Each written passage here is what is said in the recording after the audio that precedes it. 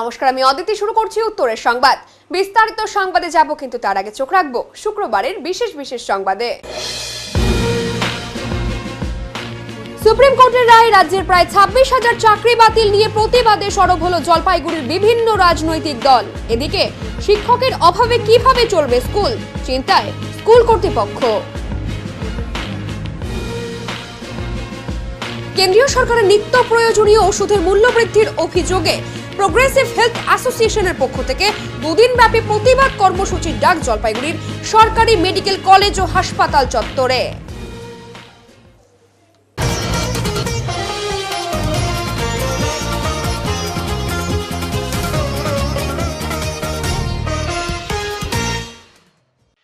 অবৈধভাবে ভারতে প্রবেশ করে নেপালে যাওয়ার আগেই গ্রেফতার হলো এক যুবক। সাথে তাকে সহায়তা করার অভিযোগে গ্রেফতার হলেন আরও এক ভারতীয় নাগরিক। খড়িবাড়ির ইন্দো নেপাল সীমান্তে গ্রেফতার বাংলাদেশি সহ এক ভারতীয়।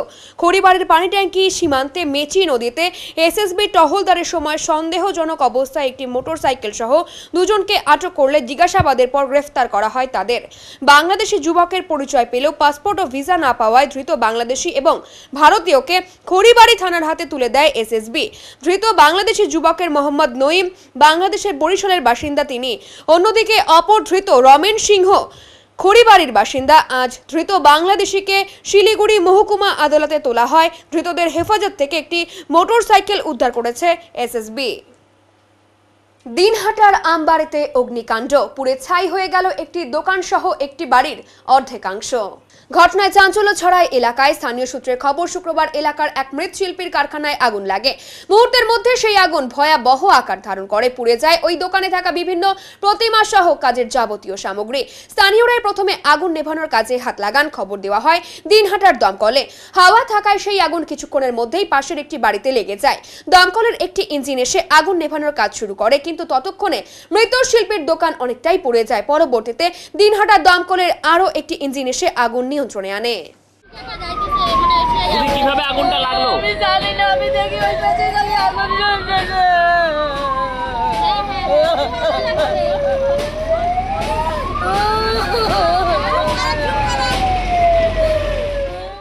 শিলিগুড়ির হাকিমপাড়ায় এক ঠিকাদারের বাড়িতে হানা দিল সিবিআই। বৃহস্পতিবার কলকাতা ও দিল্লি থেকে সিবিআই দপ্তরের বিশেষ প্রতিনিধি দল শিলিগুড়ির হাকিমপাড়ার এই ঠিকাদারের বাড়িতে এসে পৌঁছয়। শুরু হয় তল্লাশি।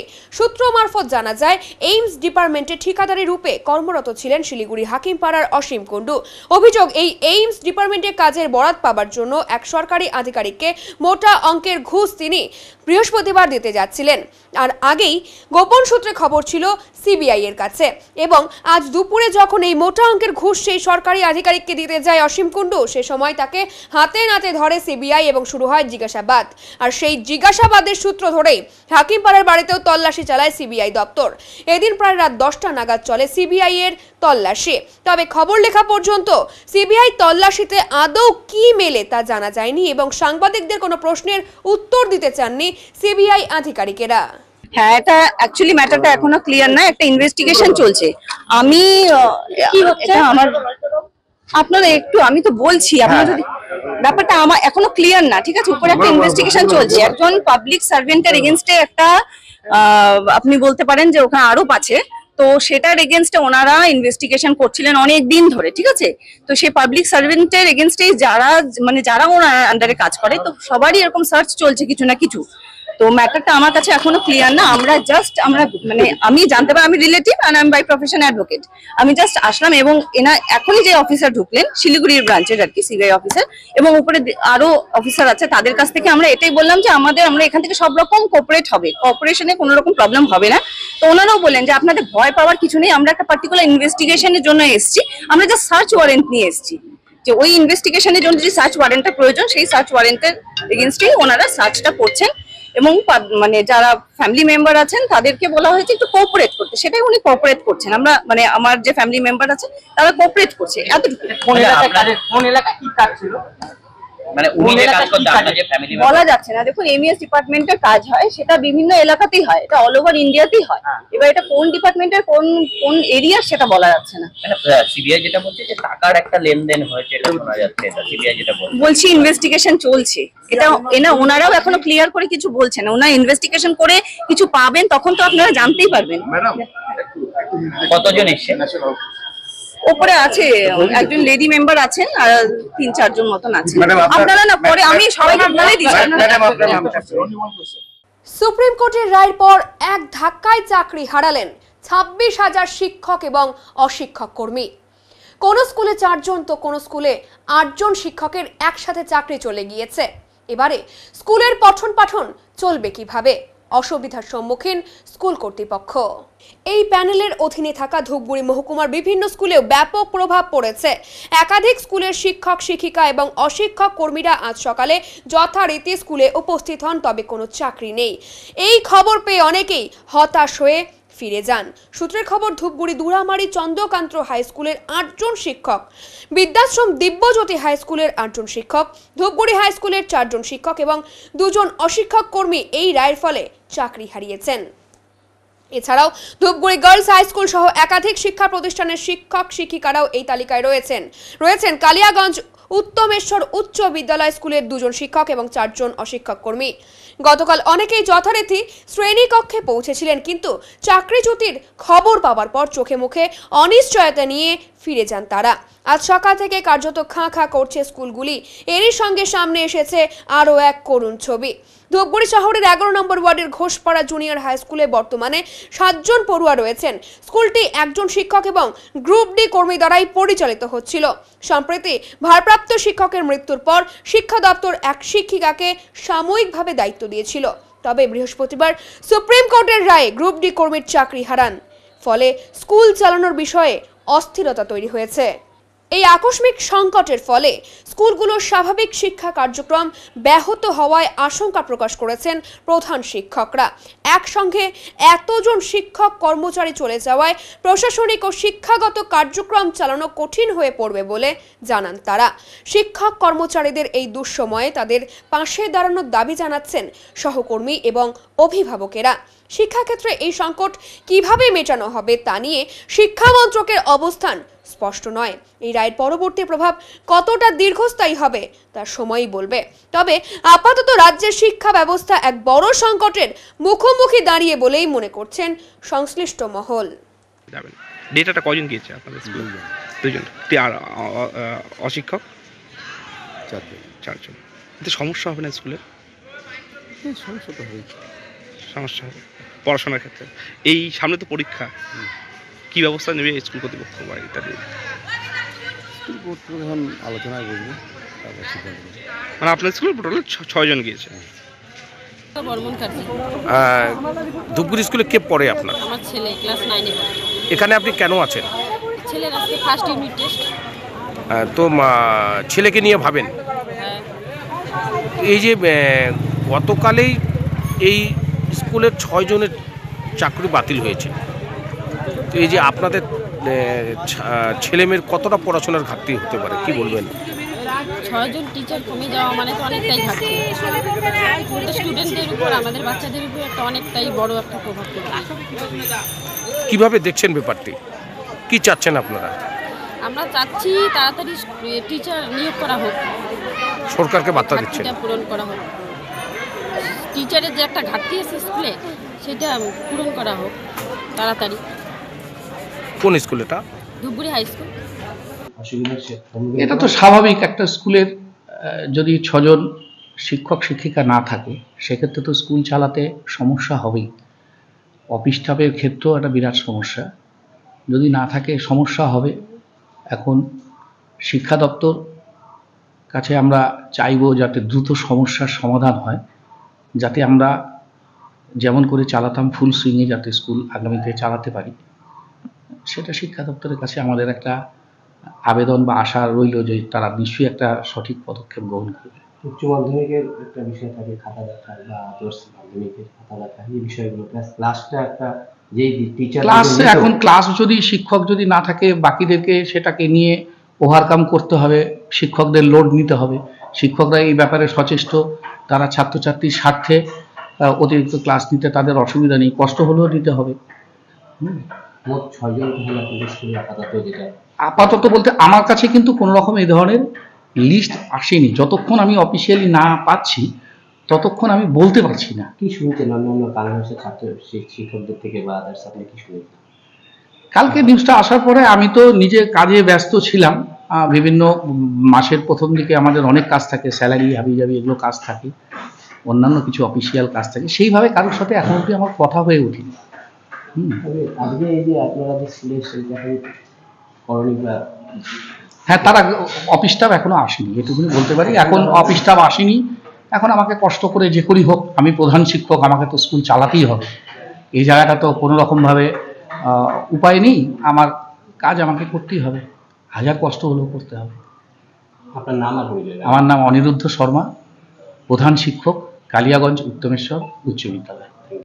শিক্ষক শিক্ষিকাদের চাকরি চলে যাওয়ায় সমস্যার মুখে ওদলাবাড়ি আদর্শ হিন্দি স্কুল। একটু ভেবে দেখুন তো, আগামীতে বিভিন্ন স্কুলগুলো শিক্ষকের অভাবে কিভাবে চলবে। কোন স্কুলে 3 জন, আবার কোন স্কুলে 6 জন, আবার কোন স্কুলে 4 জন শিক্ষক হঠাৎ করে বাতিলের তালিকায়।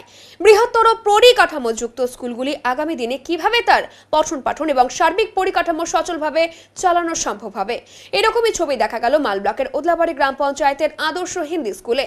ওদলাবাড়ি হিন্দি আদর্শ বিদ্যালয়ে ছাত্রছাত্রীর সংখ্যা প্রায় 1900 মতো, আর এই স্কুলেরও বিজ্ঞান বিভাগের 4 জনের চাকরি চলে গেছে। বর্তমানে এত ছাত্রছাত্রীদের কিভাবে পড়াশুনো করানো হবে তা নিয়ে চিন্তিত স্কুলের অন্যান্য শিক্ষক শিক্ষিকারা। স্কুলের শিক্ষিকা রিনা সিং বলেন, একদিকে পরীক্ষা চলছে, তারপর এইভাবে শিক্ষকদের চাকরি চলে যাওয়ায় আমরা অসুবিধায় পড়লাম। সরকারের কাছে আমাদের একটাই দাবি, দ্রুত শিক্ষক নিয়োগ করা হোক। শুধু শিক্ষক শিক্ষিকাদের সমস্যা বাড়ালো ছাত্রছাত্রীদের থেকে অভিভাবকদের সমস্যা। এমনিতেই দেখা যাচ্ছে বাংলা স্কুল থেকে মুখ ফিরিয়ে ইংরেজি মাধ্যমের দিকে যাচ্ছে ছাত্রছাত্রীরা। তারপরও এভাবে বাংলা এবং হিন্দি স্কুলগুলোতে শিক্ষক শিক্ষিকার সংখ্যা কমতে থাকলে এসব স্কুলে ছাত্রছাত্রীদের সংখ্যা কমতে থাকবে বলে মনে করছেন অনেকেই। जो भी टीचर्स गए हैं वो जनरली साइंस डिपार्टमेंट के थे। साइंस डिपार्टमेंट के होने के कारण वो 9-10 के टीचर्स थे। अब तो हम लोगों के लिए दिक्कत हो जाएगा 9-10 का जो क्लासेस है वो चलाना। मेनली 10 के बहुत ही वाइटल क्लास है, बोर्ड के एग्ज़ाम्स होते हैं, बच्चों को कैसे हम लोग हैंडल करेंगे, क्योंकि बच्चों की संख्या भी हम लोगों के स्कूल में बहुत ज़्यादा है, तो उनको हैंडल करना, उनको पढ़ाना, उनके क्लासेस सब हैम्पर हो जाएंगे।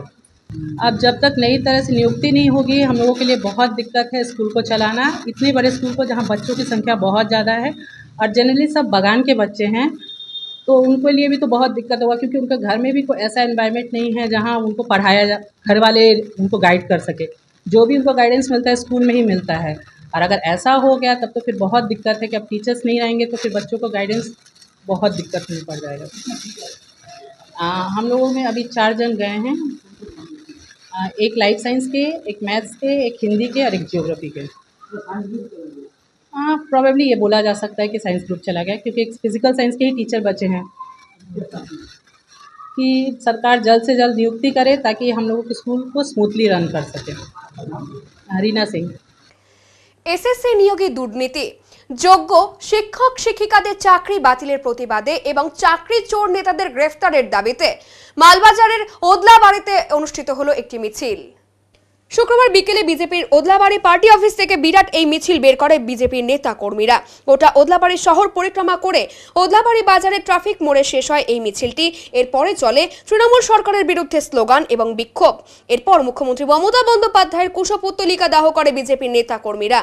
বিজেপির নেতা কর্মীদের বক্তব্য, তৃণমূল সরকারের জন্য আজ যোগ্য শিক্ষক শিক্ষিকারা চাকরি হারালো। আজ এই সরকারের নেতা মন্ত্রীরা ঘুষ নিয়ে বহু চাকরি দিয়েছে অযোগ্য মানুষদের, আর সেই কারণে যোগ্য শিক্ষকদের আজ করুণ দশা। ক্ষতি হলো শিক্ষা ব্যবস্থার, নষ্ট হতে চলেছে ছাত্রছাত্রীদের ভবিষ্যৎ। এ ব্যাপারে মুখ্যমন্ত্রীই দায়ী। অবিলম্বে যেসব মন্ত্রী এবং নেতারা এর সাথে জড়িত আছে তাদের গ্রেফতার করতে হবে বলে বিজেপি নেতা মন্ত্রীদের দাবি। আগামী দিন রাজ্য জুড়ে এই বিক্ষোভ চলবে। এদিন এই কর্মসূচিতে উপস্থিত ছিলেন ভারতীয় জনতা পার্টির মাল বিধানসভার কনভেনার রাকেশ নন্দী, মাল মন্ডল 1 নম্বর সভাপতি প্রদীপ তির্কি, যুব মোর্চার জেলা সাধারণ সম্পাদক পবন সিং, মাল মন্ডল 2 নম্বর প্রেসিডেন্ট নবীন সাহা সহ অন্যান্যরা। যে 25,752 জনের চাকরি চলে গেল সুপ্রিম কোর্টের প্রধান বিচারপতির যে বেঞ্চের রায়ে, আমরা বহুদিন থেকে দাবি করে আসছি এবং বিগত দিনেও আমরা এই বিষয়ে বহুবার আন্দোলনে নেমেছি যে এসএসসি নিয়ে যে দুর্নীতি হয়েছে বাংলায়, সেই দুর্নীতি আজকে প্রমাণ হয়ে গেল এবং তার বলি হচ্ছে এই সমস্ত যোগ্য প্রার্থী যারা যোগ্য শিক্ষক শিক্ষিকা, তারা আজকে বলি হয়ে গেল।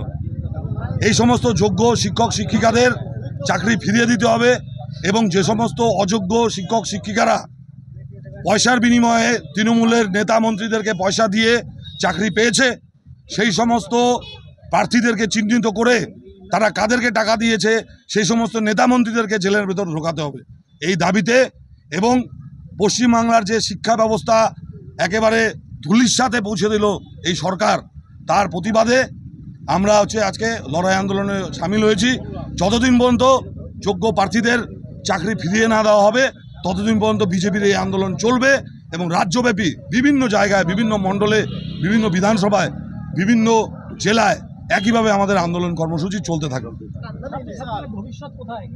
ছাত্রছাত্রীদের ভবিষ্যৎ কিভাবে হবে আপনারা জানেন। এই ওদলাবাড়ি যে অঞ্চল, এই ওদলাবাড়ি অঞ্চলে যে সমস্ত স্কুলগুলো আছে, এই স্কুলগুলোতেই বহু শিক্ষক শিক্ষিকারা আজকে থেকে আর আসতে পারবে না। এমনিতেই আপনারা জানেন যে আমাদের পশ্চিমবাংলার যে সমস্ত স্কুলগুলো সেই স্কুলগুলোতে শিক্ষক শিক্ষিকার অভাবে ভুগছে। তারপর এই হাইকোর্টের যে রায়, এই যে এইভাবে এত হাজার হাজার চাকরি চলে গেল শিক্ষক শিক্ষিকাদের, যারা যোগ্য শিক্ষক শিক্ষিকা তাদের চাকরিও যে চলে গেল, তার জন্য সবচেয়ে বেশি যদি ক্ষতি কিছু হয় সেটা হবে শিক্ষা ব্যবস্থার, সেটা হবে স্কুলের এবং তার পাশাপাশি আমাদের কচিকাঁচার যে সমস্ত শিক্ষার্থীরা আছে তাদের। রাজ্যের প্রায় 26,000 চাকরি বাতিল নিয়ে প্রতিবাদে সরব হলেন জেলা কংগ্রেস কমিটি। শুক্রবার জেলা পার্টি অফিস কার্যালয় থেকে কদমতলা মোড় পর্যন্ত এসে কদমতলা মোড়ে উপস্থিত হয়ে পথ অবরোধ করে প্রতিবাদে সামিল হলেন জেলা কংগ্রেস কমিটির নেতা এবং কর্মীরা। উল্লেখ্য, একই সময় এদিন নিত্য প্রয়োজনীয় ওষুধের দাম বৃদ্ধি নিয়ে কেন্দ্রীয় সরকারের সিদ্ধান্তের প্রতিবাদে জলপাইগুড়ি টাউন ব্লক তৃণমূল কংগ্রেস কমিটির উদ্যোগে একটি মিছিল অনুষ্ঠিত হয়। দুটি মিছিল ডিবিসি রোডে পাশাপাশি অতিক্রম করে। এদিন জেলা কংগ্রেস সভাপতি পিনাকি সেনগুপ্ত বলেন, গোটা একটি শিক্ষা দপ্তর জেলের ভেতর রয়েছে। পশ্চিম বাংলার বুকে এই ধরনের ঘটনা কোনো দিনও হয়নি। জেলবন্দি সেই লোকগুলোকে বাঁচানোর জন্য আমার আপনার টাকা খরচ করে কেস লড়াই করা হচ্ছে। বর্তমানে প্রায় 26,000 শিক্ষক শিক্ষিকাও শিক্ষাকর্মীর চাকরি বাতিল করেছে মহামান্য সুপ্রিম কোর্ট। আমরা দীর্ঘদিন থেকে বলে আসছিলাম পশ্চিমবঙ্গে চাকরি চুরি হয়, এটাই তার একটি নমুনা। এই চাকরি চুরি নিয়ে আমরা মুখ্যমন্ত্রীর পদত্যাগ দাবি করছি, এর জন্যই আজকের এই আন্দোলন বলে তিনি জানান। পাশাপাশি এদিন শহর ব্লক তৃণমূল কংগ্রেসের আয়োজিত মিছিল নিয়েও কটাক্ষ ছুড়ে দিয়েছিলেন জেলা কংগ্রেস সভাপতি পিনাকি সেনগুপ্ত। আপনিও এই রাজ্যের মানুষ, আমিও এই রাজ্যের মানুষ। আমরা কি দেখতে পাচ্ছি, গোটা একটা শিক্ষা দপ্তর জেলের ভিতরে। সেই জেলের ভিতরে কোনো দিন হয়নি পশ্চিমবাংলার বুকে। সেই জেলের ভিতরে তাদেরকে বাঁচানোর জন্য, সেই মানুষগুলোকে বাঁচানোর জন্য আমার আপনার পয়সায় কেস লড়াই করা হচ্ছে, বিভিন্নভাবে লড়াই করা হচ্ছে।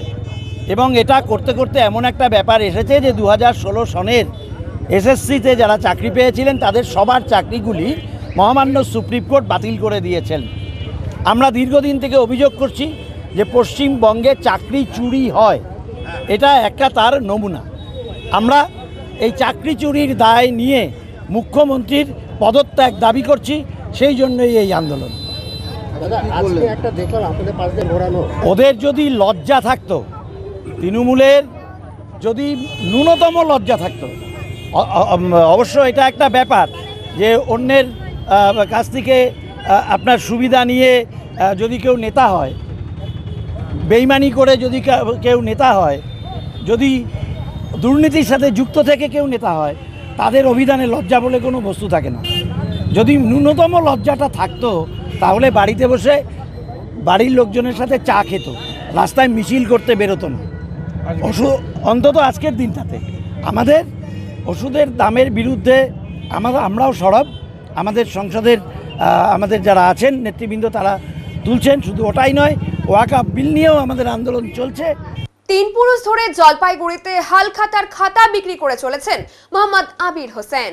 দাদু বাবা প্রায় 100 বছর ধরে বিক্রি করে আসার পর এবার 40 বছর ধরে মোহাম্মদ আবির হোসেন বিহার থেকে জলপাইগুড়িতে হালখাতা বা রামনবমীতে দোকানের খাতা বিক্রি করতে চলে আসেন। প্রতি বছরই তিনি 1.5 থেকে 2 মাস জলপাইগুড়িতে এসে খাতা বানিয়ে আর সেই সমস্ত খাতা বাজার বিক্রি করে থাকেন। তবে তিনি বলেন পুরনো কিছু কাস্টমার রয়েছেন, তাদের হাতে হালখাতার খাতা তুলে দিতেই তার আশা। তবে জলপাইগুড়ির জন্য এক অনুভূতির টান রয়েছে তার, আর এর জন্য সারা বছর বিহারে নিজস্ব কাজ করেও 1-1.5 মাস সময় রাখেন তিনি জলপাইগুড়িতে আসবার জন্য। জলপাইগুড়ির কিছু প্রবীণ খরিদ্দারদের হাতে হালখাতার খাতা উপহার তুলে দেন। এরপর এপ্রিল মাস শেষ হতেই বাড়ির উদ্দেশ্যে রওনা দেন তিনি। আমরা তো অনেক দিন থেকেই দেখতেছি, তাও 50 বছর হবে। ওনার বক্তব্য যে 3 পুরুষ থেকে এখানে তারা আসছে। হ্যাঁ, এখানেই তারা আছে এবং তাদের যে করে যাচ্ছে এখানেই বানাচ্ছে, এখানে বিক্রি করতেছে, এইখানেই লাভের চেষ্টা করতেছে, অনেক কিছুই এখানেই করে। অনেকটা তো বিক্রি কমে গিয়েছে।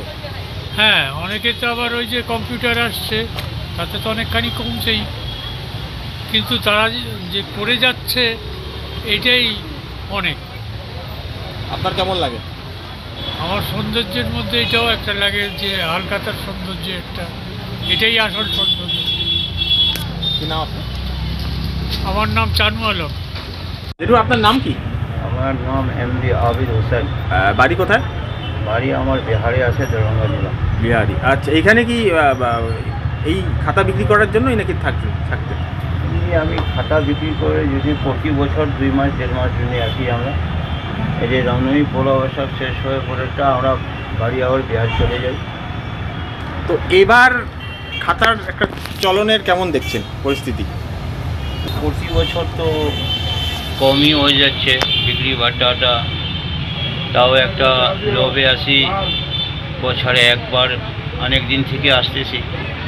তখন মালটা কিছু পার্টি আগেকার থেকে নিতেছে আমার কাছ থেকে, মানে যারা পুরনো পার্টি তারাই নিচ্ছে। হ্যাঁ, আর কম্পিউটার জন্য তো আর বিক্রি বাট্টাটা শেষ হয়ে গেছে। কেমন এখন বিক্রি হচ্ছে? তাও টুকাটুকি হয়, টুকটাক হয়, আগের মতন নেই। মানে এই খাতা বিক্রি করার টানেই কি বিহার থেকে জলপাইগুড়িতে আসেন? হ্যাঁ, বিহার থেকে আমরা তো আসছি না, আমি তো আমার বাবা আসতো আগে, তাহলে দাদু আসতো, দাদুর পরেটা বাবা আসছে, বাবা আসাটা পরেটা আমি আসতেছি, আমার আসাটা হয়ে গেল 40 বছর। মানে এটা কি মানে অনেকটা টান বলা যেতে পারে? হ্যাঁ। অন্য পেশায় নিযুক্ত হন না আপনারা কি? আমরা পেশা তো আছে, এই যে একটা সিজন আছে খাতা, নতুন খাতা, ব্যবসার খাতার জন্য, এই যে রামনবমী পৌলা বৈশাখ এখানে হয়। আমার বিহারে যে কালী পূজা, যে এর ব্যবসা খাতাপত্র ব্যাট আর অন্য, যখন সিজনটা শেষ হওয়ার পরেটা আমরা অফিসে কাজ করি, college, bank, block, video office, এসবগুলো কাজ করি। মূলত কত টাকা লাভ হয়? বাড়িতে নিয়ে যেতে পারেন কত টাকা? না, টাকা লাভ কী হবে, মাসে কাজ পাইলে 20,000 টাকা কামাই হয়ে যায়, নাহলে 10,000 টাকা হয়। যেরকমটা কাজ হয় ওই রকমটা পয়সা। এখন নিয়ে নিচ্ছি ছোট্ট একটি বিরতি, ফিরে আসছি আরো খবর নিয়ে, সঙ্গে থাকুন। সব সময় সব দিকের সব খবর পেতে সাবস্ক্রাইব করুন, বেল আইকনটি প্রেস করে আপডেট থাকুন।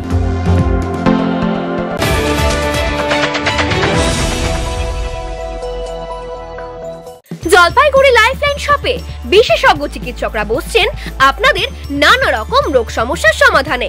সোম থেকে বৃহস্পতি বিকেল 5টায় বসছেন স্কিন, ভেনেরিওলজি এবং লেপ্রসি স্পেশালিস্ট ডক্টর কোগে পটম। বুধ বৃহস্পতি দুপুর 2:30 থেকে বসছেন ত্বক, চুল, নখ বিশেষজ্ঞ ডক্টর শাইনি দত্ত। সোম থেকে শুক্র বিকেল 4টায় বসছেন নাক, কান, গলা বিশেষজ্ঞ ডক্টর সঙ্গীত প্রকাশ। মঙ্গল ও শনি দুপুর 12টা থেকে অর্থোপেডিক ডক্টর অভিষেক মল্লিক বসছেন। আরো বিস্তারিত জানতে যোগাযোগ করুন লাইফলাইন, উকিলপাড়া, জলপাইগুড়ি।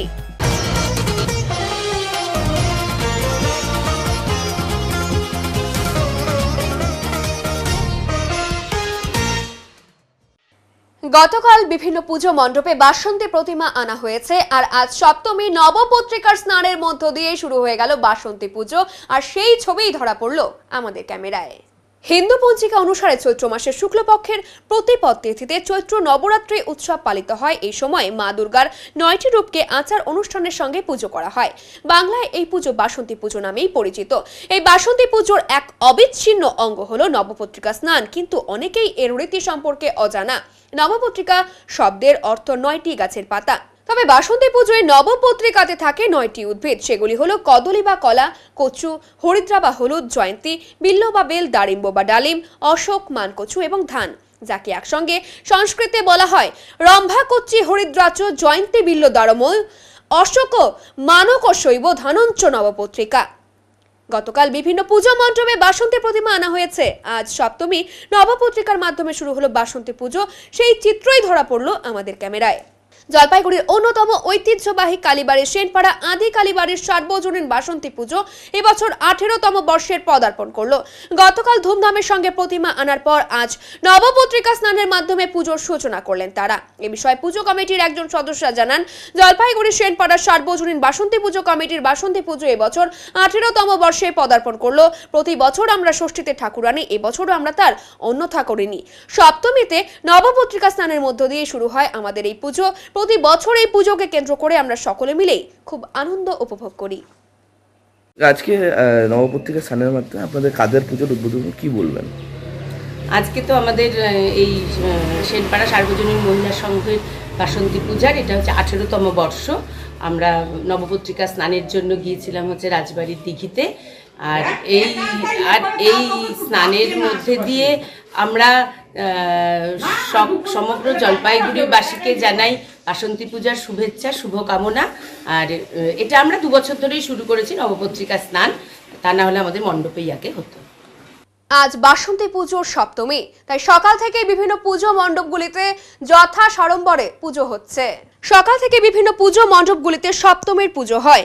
অঞ্জলি দেয় যারা সকাল থেকে উপোস করে আছেন। বসন্তকালে এই পুজো অনুষ্ঠিত হয়েছিল বলেই এর নাম হয় বাসন্তী পুজো। আর তাই সপ্তমীর দিনের আবহাওয়ার কিছুটা পরিবর্তন বা মনোরম হওয়ায় এই দিনটি সুন্দরভাবে উপলব্ধি করেছেন মানুষ। প্রচুর পরিমাণে নিষিদ্ধ কাপ সিরাপ সহ এক ব্যক্তিকে গ্রেফতার করল আলিপুরদুয়ার জেলার মাদারিহাট থানার পুলিশ। এদিন গোপন সূত্রে খবরের ভিত্তিতে পুলিশ মাদারিহাট রাঙ্গালি বাজনা এলাকায় জনৈক সরফরাজ খানের বাড়িতে অভিযান চালায়। তার বাড়ি থেকে 664 বোতল নিষিদ্ধ কাপ সিরাপ উদ্ধার করা হয়। পুলিশ সরফরাজ খানকে গ্রেফতার করে। এসডিপিও প্রশান্ত দেবনাথ জানান, গোটা ঘটনা পুলিশ তদন্ত শুরু করছে। এই ঘটনায় আরো কয়েকজন যুক্ত রয়েছে, তাদেরও গ্রেফতার করা হবে বলে তিনি জানান। ইন্টেলিজেন্স ইনপুট ছিল, সোর্স ইনফরমেশন ছিল, তার বেসিসে একটা জয়েন্ট রেড করা হয় থানার তরফ থেকে এবং আমাদের আলিপুরদুয়ার ডিস্ট্রিক্টের একটা টিম এসে। তো তারপর আমরা সরফরাজ খান যে আছে তার বাড়িতে যাই এবং সব সার্চ করা হয়। তারপর আমরা সেখান থেকে 864 বোতল কাপ সিরাপ আমরা ওখান থেকে সিজ করি। স্যার, কতজন অ্যারেস্ট করেছেন টোটাল? এখন পর্যন্ত সরফরাজ খান নিয়ে অ্যারেস্ট হয়েছে এবং বাকি কিছু ইনভেস্টিগেশনের নাম আসছে, তাদেরকেও আমরা অ্যারেস্ট করব। এই যে যাকে ধরেছেন কি অন্য কোনো ব্যবসার সঙ্গে জড়িত রয়েছে এরকম কিছু? এর নানান রকম ইলিগাল কাজের সাথে জড়িত। আর বাকি যা এর মাধ্যমে আসছে আমরা সমস্ত কিছু ইনভেস্টিগেশন করছি, যা যা আসবে এটা আমাদের ইনভেস্টিগেশনের আওতায় আনা। ওকে, থ্যাংক ইউ স্যার। জীবনদায়ী ওষুধের বর্ধিত মূল্য প্রত্যাহারের দাবিতে আন্দোলন কর্মসূচি জলপাইগুড়ি তৃণমূল ছাত্র পরিষদের। এদিন একযোগে জলপাইগুড়ি জেলা তৃণমূল ছাত্র পরিষদ, এসি কলেজ টিএমসিপি ইউনিট এবং প্রসন্নদেব মহিলা মহাবিদ্যালয়ের টিএমসিপি ইউনিটের পক্ষ থেকে এই প্রতিবাদ কর্মসূচি পালন করা হয়। সংগঠনের তরফে জানানো হয়েছে, একাধিক জীবনদায়ী ওষুধের মূল্য বৃদ্ধি ঘটিয়েছে কেন্দ্রীয় সরকার। তার প্রতিবাদে এদিনের কর্মসূচি গ্রহণ করা হয়েছে, যেখানে রাজ্যের মুখ্যমন্ত্রী মমতা বন্দ্যোপাধ্যায়ের স্বল্প মূল্যের ওষুধের দোকান খুলে মানুষের প্রাণ বাঁচানোর চেষ্টা করছেন। ঠিক সেই সময় কেন্দ্রীয় সরকার 900টির বেশি জীবনদায়ী ওষুধের প্রায় 100% মূল্য বৃদ্ধি ঘটিয়েছে। স্বাস্থ্য বীমার উপর কেন্দ্রীয় সরকার 18% ট্যাক্স বসিয়েছে। এর তীব্র ধিক্কার সংগঠনের তরফে জানানো হয়। আগামী দিনে যাতে ওষুধের মূল্য কমানো হয় তারই দাবিতে সোচ্চার হন সংগঠনের সদস্যরা। নাম গৌরব ঘোষ। এখানে আজকে জীবনদায়ী ওষুধের যে মূল্য বৃদ্ধি ঘটিয়েছে কেন্দ্রীয় সরকার, তার বিরুদ্ধে আজকে আমরা প্রতিবাদ করলাম তৃণমূল ছাত্র পরিষদের পক্ষ থেকে, এসি কলেজ ইউনিটের পক্ষ থেকে, টিএমসিপি ইউনিটের পক্ষ থেকে। এবং যখন আমাদের রাজ্যের মুখ্যমন্ত্রী মমতা বন্দ্যোপাধ্যায় স্বল্প মূল্যের ওষুধের দোকান খুলে মানুষের প্রাণ বাঁচানোর প্রচেষ্টায় রয়েছে, ঠিক সেই সময় আমরা দেখতে পাচ্ছি কেন্দ্রীয় সরকার অপরদিকে 900টির উপরে জীবনদায়ী ওষুধের মূল্য প্রায় 100% বৃদ্ধি করেছে। এবং আমরা দেখতে পাচ্ছি যে স্বাস্থ্য বিমার উপরে কেন্দ্রীয় সরকার যে 18% ট্যাক্স বসিয়েছে, জিএসটি বসিয়েছে, সেটার আমরা তীব্র ধিক্কার জানাচ্ছি। আমরা চাচ্ছি যে এই যে 900টি ওষুধ এবং ওষুধের যে দাম বৃদ্ধি পেয়েছে সেগুলো যেন আগামী দিনে কমানো হয়, এই দাবি আমরা রাখছি জলপাইগুড়ি জেলা তৃণমূল ছাত্র পরিষদ এবং এসি কলেজ তৃণমূল ছাত্র পরিষদ ইউনিটের পক্ষ থেকে। কি নিয়ে আন্দোলন করছেন? আজকে আমরা জানি যে কেন্দ্রীয় সরকার প্রত্যেকটি জীবনদায়ী ওষুধের উপরে প্যারাসিটামল থেকে শুরু করে প্রত্যেকটি জীবনদায়ী ওষুধ, যেমন প্রেশার ওষুধ, সুগারের ওষুধ, হার্টের ওষুধ থেকে শুরু করে প্রত্যেকটি ওষুধের উপরে শুল্ক ধার্য করেছে। সেই নিয়ে আজকে আমাদের কলেজের গেটে একটি আমরা আন্দোলন করছি, প্রতিবাদী আন্দোলন। এবং আমরা এটাও জানি যে আমাদের যেটা হেলথ ইন্স্যুরেন্স, সেখানেও আমাদের 18% শুল্ক ধার্য করা হয়েছে। তো সে নিয়ে আজকে আমাদের এই আন্দোলন। আজকে আমরা পিডি কলেজের তৃণমূল ছাত্র পরিষদ প্রত্যেকটি ছাত্র পরিষদের সদস্যদেরকে নিয়ে আজকে আমরা এই কলেজ গেটে প্রতিবাদী আন্দোলন করলাম।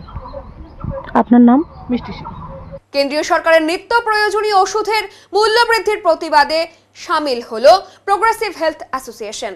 আজ থেকে দুদিন ব্যাপী এই প্রতিবাদ কর্মসূচির ডাক দেওয়া হয়েছে জলপাইগুড়ির সরকারি মেডিকেল কলেজ এবং হাসপাতালে। এদিন হাতে পোস্টার প্ল্যাকার্ড নিয়ে মেডিকেল কলেজের অধীন সুপার স্পেশালিটি হাসপাতালে প্রতিবাদে সরব হন অ্যাসোসিয়েশনের সদস্য চিকিৎসকেরা। অ্যাসোসিয়েশনের তরফে চিকিৎসক রাহুল ভৌমিক বলেন, 1 এপ্রিল থেকে বিভিন্ন জীবনদায়ী ওষুধের মূল্য বৃদ্ধি করেছে কেন্দ্রীয় সরকার। এটি একটি জনবিরোধী সিদ্ধান্ত। একদিকে যেখানে নিত্য প্রয়োজনীয় জিনিসের মূল্য বৃদ্ধির ফলে সাধারণ মানুষ জেরবার, সেই সময় এভাবে নিত্য প্রয়োজনীয় ওষুধের মূল্য বৃদ্ধি করার জন্য সাধারণ মানুষ ব্যাপক সমস্যার মধ্যে পড়বেন। রাজ্যের মুখ্যমন্ত্রী স্বাস্থ্য পরিষেবা সবার জন্য ফ্রি করে দিয়েছেন। স্বাস্থ্যসাথী কার্ডের মাধ্যমে বিভিন্ন বেসরকারি হাসপাতালগুলোতে মানুষ চিকিৎসা পরিষেবা পেয়ে থাকেন। সে সময় কেন্দ্রীয় সরকারের এমন জনবিরোধী নীতির প্রতিবাদ জানাতেই আমরা আজ এই কর্মসূচি গ্রহণ করেছি। মূল্যবৃদ্ধির এই সিদ্ধান্ত যেন পুনর্বিবেচনা করা হয়। অন্যায় নীতির বিরুদ্ধেই আমাদের এই প্রতিবাদ আন্দোলন বলে তিনি জানান। আপনারা জানেন কেন্দ্রীয় সরকারের যে জনবিরোধী একটা নীতি, রিসেন্টলি 1 এপ্রিল থেকে সমস্ত যে নিত্য প্রয়োজনীয় যে সমস্ত ওষুধ, জীবনদায়ী ওষুধ, তাদের দাম বৃদ্ধি করে দেওয়া হয়েছে। এর মধ্যে যেরকম আপনার প্যারাসিটামল, আইবুপ্রোফেন থেকে শুরু করে অ্যাজিথ্রোমাইসিন, বিভিন্ন হার্টের যে চিকিৎসার যে ওষুধ, ডায়াবেটিসের ওষুধ, আপনার হচ্ছে হার্টের চিকিৎসার যে স্টেন্ট, তার সমস্ত কিছুর দাম বাড়িয়ে দিয়েছে। এবং এটা একটা জনবিরোধী একটা সিদ্ধান্ত, কারণ এমনিতেই মানুষ বিভিন্ন দ্রব্যমূল্য বৃদ্ধির কারণে জর্জরিত। গ্যাসের দাম, রান্নার তেলের দাম, সবজির দাম, মাছ মাংসের দাম, তারপরে এই সমস্ত যদি ওষুধের দাম আরও বেড়ে গেছে এবং বাড়িয়ে দেওয়া হয়, কোনো কন্ট্রোল না থাকে, তাহলে কিন্তু মানুষের জীবনযাত্রা আরও কষ্টকর হয়ে উঠবে। যেখানে আমাদের মাননীয় মুখ্যমন্ত্রী মমতা বন্দ্যোপাধ্যায় চাইছেন যে স্বাস্থ্য যেন সবার জন্য ফ্রি থাকে। এবং দেখবেন প্রতিটা মেডিকেল কলেজ, প্রতিটা সরকারি জায়গায় আপনার চিকিৎসা সমস্ত রকমভাবে আপনার ফ্রি। এবং বাইরেও আমাদের স্বাস্থ্যসাথী কার্ডের মাধ্যমে আপনার প্রাইভেট হসপিটালগুলোতেও একদম বিনামূল্যে যেখানে আমরা চিকিৎসার ব্যবস্থা করা হচ্ছে, যেখানে স্বাস্থ্য দপ্তর করছে, সেখানে কিন্তু এই নীতি, এই যে ওষুধের দাম বাড়িয়ে দেওয়া, সেটা কিন্তু মানুষের উপরে প্রচুর প্রভাব ফেলছে, তাদের আর্থিক কষ্ট আরও বাড়িয়ে দিচ্ছে। তার প্রতিবাদে আজকে আমরা এই প্রোগ্রামটাতে আমরা করছি, এর প্রতিবাদ জানাচ্ছি, যাতে সবার কাছে এই মেসেজটা যায় যে সিদ্ধান্তটা নেওয়া হয়েছে, কেন্দ্রীয় সরকার যে জনবিরোধী সিদ্ধান্ত নিয়েছে সেটা ভুল, এবং তারা যেন অবশ্যই এটাকে পুনর্বিবেচনা করে। এই মুহূর্তে আমরা এখানে সমস্ত মেডিকেল কলেজের যারা পিএইচের প্রোগ্রেসিভ হেলথ অ্যাসোসিয়েশনের যারা সক্রিয় সদস্য এবং আপনার বিভিন্ন ডাক্তার, স্বাস্থ্যকর্মী, আপনার নার্সিং স্টাফ, সমস্ত শ্রেণীর কর্মীরাই এখানে উপস্থিত আছেন এই প্রতিবাদে। হ্যাঁ, এটা তো একটা প্রতিবাদ, আমাদের এটা নীরব প্রতিবাদ বলতে পারেন, সরব প্রতিবাদ বলতে পারেন, যে অন্যায় হয়েছে, যে অন্যায় নীতি, তার বিরুদ্ধে আমাদের এই প্রতিবাদ আজকে এবং কালকে 2 দিন চলবে। এবং সবাইকে বলছি এই প্রতিবাদে সামিল হতে, এই কেন্দ্রীয় নীতির বিরুদ্ধে রুখে দাঁড়াতে। সুপ্রিম কোর্টের গতকালের রায় ঘোষণার পরেই সমস্যার মুখে পড়েছে বিভিন্ন স্কুল ছাত্রছাত্রী থেকে শুরু করে প্রধান শিক্ষকরাও। শিলিগুড়ি মহকুমা পরিষদের অন্তর্গত চটহাট উচ্চতর বিদ্যালয়ের প্রত্যন্ত সীমান্তবর্তী এলাকার গ্রামে ওই স্কুলটি ছাত্রছাত্রীদের সংখ্যা রয়েছে প্রায় 2500। স্কুলে সমস্ত বিষয়ের শিক্ষকরা থাকলেও বিজ্ঞান বিষয়ক বেশ কয়েকজন শিক্ষক আগেই অবসর নিয়েছে। তবে বাংলা বিষয়ক শিক্ষক থাকলেও বিজ্ঞান বিষয়ক একজন শিক্ষক ছিলেন এই প্যানেল থেকে বাদ পড়েছেন। তবে আগামীতে স্কুলের ছাত্রছাত্রীদের বিজ্ঞান বিষয়ক পড়াশোনা করাতে অনেকটাই অসুবিধা হবে বলে জানান স্কুলের প্রধান শিক্ষক প্রেমানন্দ রায়। তবে এই স্কুলের একজন ক্লার্ক ও 2জন শিক্ষক বেশ কিছুদিন ধরেই ছুটি নিয়ে রয়েছে, তবে গতকাল সুপ্রিম কোর্টের রায় ঘোষণা হওয়ার পরেই তারা আর স্কুলে আসছেন না। সব মিলে 2000 সেপ্টেম্বর পর্যন্ত আমাদের পুনর্ভর্তিকরণের কর্মসূচি চলবে। তাতে আরও কিছু ছাত্র হয়তো ভর্তি হবে। সব মিলে 2000 আমরা। এই যে দুজন শিক্ষক তাদের প্যানেল থেকে বাদ করা হবে এবং আপনার স্কুলে কতটা সমস্যা হবে? সমস্যা বলতে আমাদের ভাষা বিষয়ে যিনি শিক্ষক উনি চলে গেলে হয়তো কিছুটা সমস্যা কম হবে, কেন ভাষা শিক্ষক আরও আছে। কিন্তু পিওর সায়েন্সের যিনি শিক্ষক সত্যি যদি ব্যাপারটা এরকম হয়ে যায়, পরবর্তীতে আরও কোনো নির্দেশ আসে কিনা আমরা অপেক্ষাতে আছি। এটা বড় ক্ষতি হয়ে যাবে স্কুলের, এই কারণেই যে আমাদের ইতিমধ্যে পিওর সায়েন্সের যারা টিচার ছিলেন 2 জন রিটায়ার করে গেছেন। প্যারা টিচার একজন সায়েন্সের ক্লাস নিতেন, ওনারও রিটায়ারমেন্ট হয়ে গেছে। তার ফলে পিওর সায়েন্সের যে শিক্ষক এই সমস্যার মধ্যে আছেন উনি চলে গেলে স্কুলের অনেক ক্ষতি হয়ে যাবে। কেননা এমনি গ্রামের স্কুল, বিজ্ঞান বিভাগের শিক্ষকের সংখ্যা আমাদের তুলনামূলকভাবে কম। সেখানে আরও একজন শিক্ষক এই অবস্থার মধ্যে বাতিল হয়ে গেলে স্কুলের ছাত্রছাত্রীদের পঠন পাঠনের যথেষ্ট সমস্যা হবে। যাদের নাম উঠে এসেছে তারা কি স্কুলে আসছে? গতকাল পর্যন্ত এসছে, একজন আসেনি, কিন্তু আরেকজন উনি আসছেন। আজকেও এসেছে? হ্যাঁ, আজকে এসেছে। আমি প্রেমানন্দ রায়, প্রধান শিক্ষক। আগামীকাল থেকে জলপাইগুড়ি টাউন ক্লাবের মাঠে শুরু হতে চলেছে ফুটবল টুর্নামেন্ট। বল পায়ে জল শহরে, চলুন ফিরে অতীতে, এই স্লোগানকে সামনে রেখে জলপাইগুড়ি ভেটেরান্স ইউনাইটেডের ব্যবস্থাপনায় আগামী 5 এবং 6 এপ্রিল অর্থাৎ আগামীকাল থেকেই জলপাইগুড়ি টাউন ক্লাবের মাঠে শুরু হতে যাচ্ছে football tournament. 3rd north Bengal invitation veterans knockout football tournament. মোট 9টি দল অংশগ্রহণ করবে এই টুর্নামেন্টে। কলকাতা, দুর্গাপুর, শিলিগুড়ি, কোচবিহার, জয়গা, ডুয়ার্সের 2টো টিম অংশগ্রহণ করবে। আয়োজক টিমও খেলবে এই টুর্নামেন্টে। তাই এখন চলছে মাঠের মধ্যে টুর্নামেন্টকে সাফল্য করার জন্য বিভিন্ন কাজ। আমাদের আগামীকাল শনিবার থেকে শুরু হচ্ছে, তো 9 টিমের আমাদের খেলা হবে। তার মধ্যে কলকাতার 2টো টিম আছে, যে টিমে 3 প্রধানের বেশ প্রাক্তন ভালো প্লেয়াররা আসবে। তারপর তার বাইরে দুর্গাপুর আছে, আর এদিকে জয়গা, ডুয়ার্সের 2টো টিম, আমরা জলপাইগুড়ি, শিলিগুড়ির 2টো টিম নিয়ে জমজমাট একটা টুর্নামেন্ট হচ্ছে। আমরা আশা করি ভালো টুর্নামেন্ট হবে। এবং এর আগেও আপনাদের এখান থেকে তো বাংলাদেশ থেকে আসতো। হ্যাঁ, তখন অ্যাকচুয়ালি বাংলাদেশের এখন পরিস্থিতি সেই ইসে নেই, ওদের সাথে যোগাযোগ করা হয়েছিল, কিন্তু ওদের পরিস্থিতি এই মুহূর্তে আমাদের জন্য ঠিক না, ওই জন্য আসা হবে না বাইরে। কালকে কখন উদ্বোধন? কালকে সকাল 11টার থেকে আমাদের প্রথম খেলা শুরু হবে।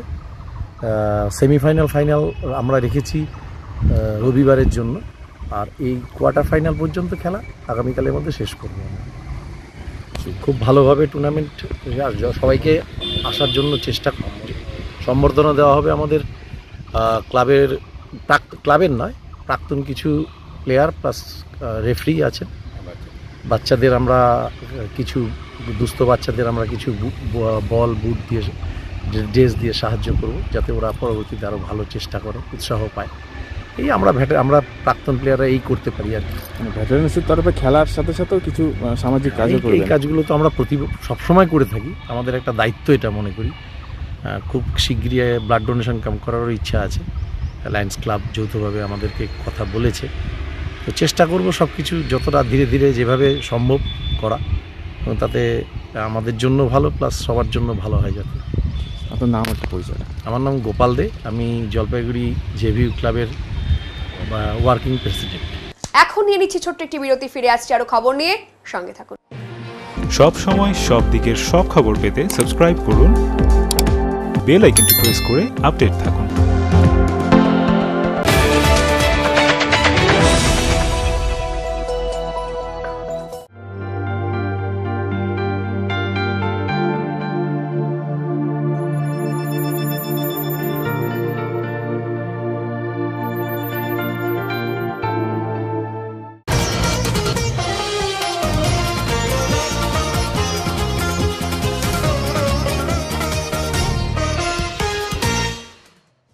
কয়েকদিনের নিয়ম নিষ্ঠার পর আজ শেষ হলো চৈতি ছট।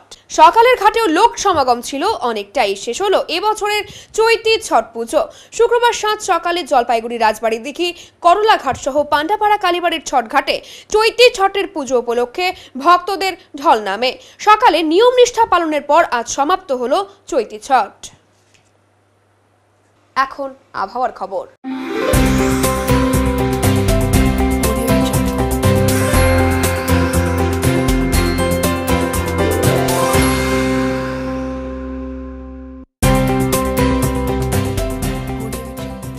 কেন্দ্রীয় আবহাওয়া দপ্তরের জলপাইগুড়ি কেন্দ্র থেকে পাওয়া তথ্য অনুযায়ী শুক্রবার দিনের সর্বোচ্চ তাপমাত্রা ছিল 32.6 ডিগ্রি সেলসিয়াস এবং সর্বনিম্ন তাপমাত্রা ছিল 20 ডিগ্রি সেলসিয়াস। গত 24 ঘন্টায় কোনো বৃষ্টিপাত হয়নি। শেষ করবার আগে আজকের বিশেষ সংবাদ আরো একবার। সুপ্রিম কোর্টের রায়ে রাজ্যের প্রায় 26,000 চাকরি বাতিল নিয়ে প্রতিবাদে সরব হলো জলপাইগুড়ির বিভিন্ন রাজনৈতিক দল। এদিকে শিক্ষকের অভাবে কিভাবে চলবে স্কুল, চিন্তায় স্কুল কর্তৃপক্ষ।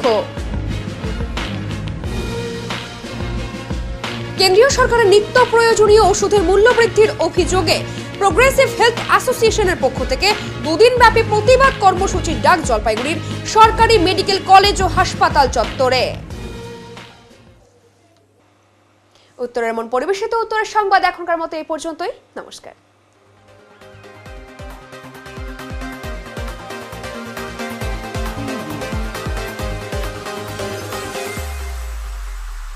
Preview.